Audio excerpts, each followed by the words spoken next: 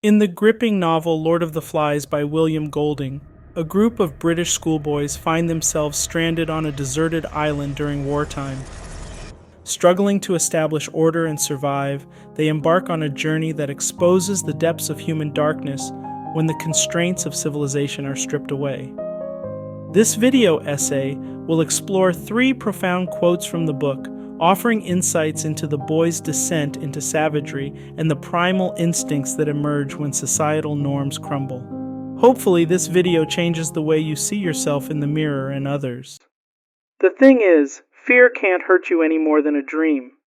When Ralph utters this statement in Lord of the Flies, he underscores a critical theme in the novel. Fear as an emotion is not inherently harmful. It's the manner in which individuals respond to it that becomes consequential. Ralph's observation serves as a foreshadowing of the pivotal role fear will play in the boys' deterioration into savagery. As the story unfolds, it becomes evident that their fear of the unknown, symbolized by the imagined beast, propels them toward irrational and destructive actions.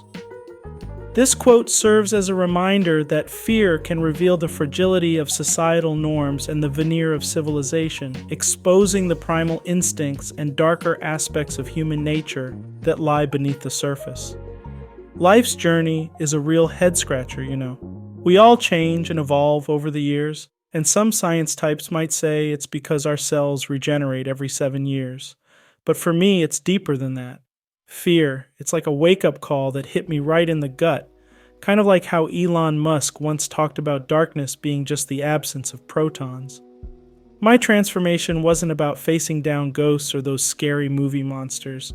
It was more about diving headfirst into the dark, twisted stories of human history.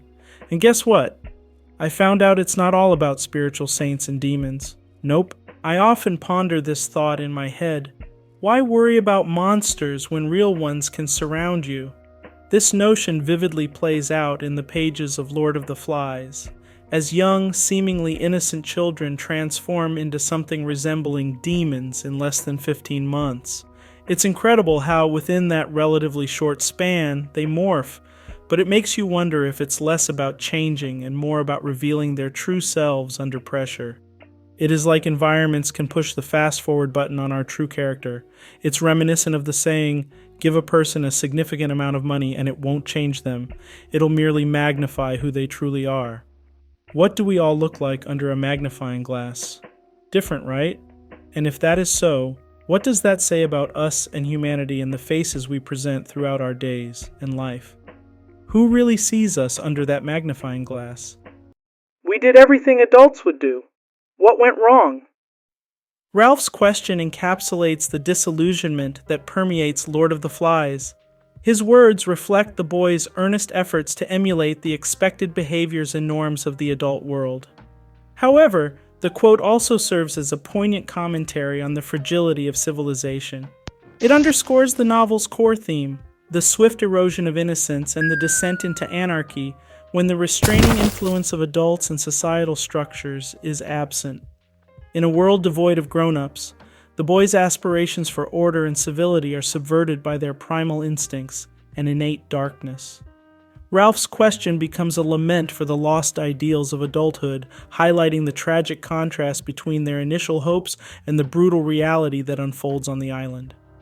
It's a reminder that the transition from innocence to savagery can be alarmingly swift when civilization's veneer is stripped away. I also wonder, given all the news and pounding on tech billionaires that hold the key to all knowledge, fear, understanding, misunderstanding, bullying, fear, and so on, are accelerating the degradation of innocence. And if this is so, what does a future look like where the young and innocent never experience the joy and magic of disbelief? How can you foster an imagination when drowning in likes, dislikes, and all emotions caught between? The more I think about it, the darker the next society becomes in my mind and heart.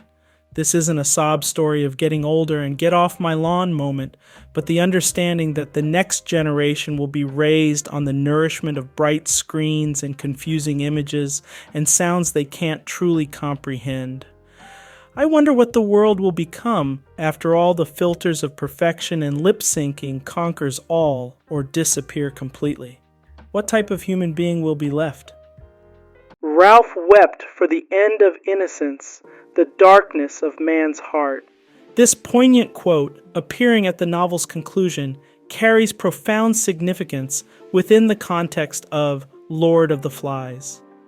Ralph, the novel's protagonist, sheds tears not only for the immediate circumstances, but also for the broader revelation he has encountered on the island.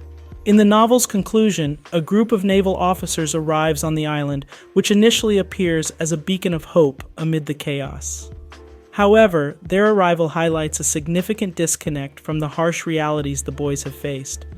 The officers seem unaware of the depths of violence and savagery that have unfolded. It serves as a poignant reminder of how society can sometimes turn a blind eye to the darker aspects of humanity. The officer's perception of the boys' situation as a mere game underscores the theme of societal detachment. Even in the face of evident disorder, the broader world may remain oblivious or choose to perceive troubling events as less significant than they are. While the officer's presence momentarily halts the boys' descent into violence, it also symbolizes society's capacity for overlooking or underestimating the gravity of its own actions. In essence, it's a reflection on the unsettling disconnect between the reality of the world and the perceptions of those who hold power and authority. If this narrative resonated with you, do support us. Hit that like button, drop a comment with your thoughts, and subscribe. Thank you for staying with us to the end. See you in the next video on Plaid Chronicles.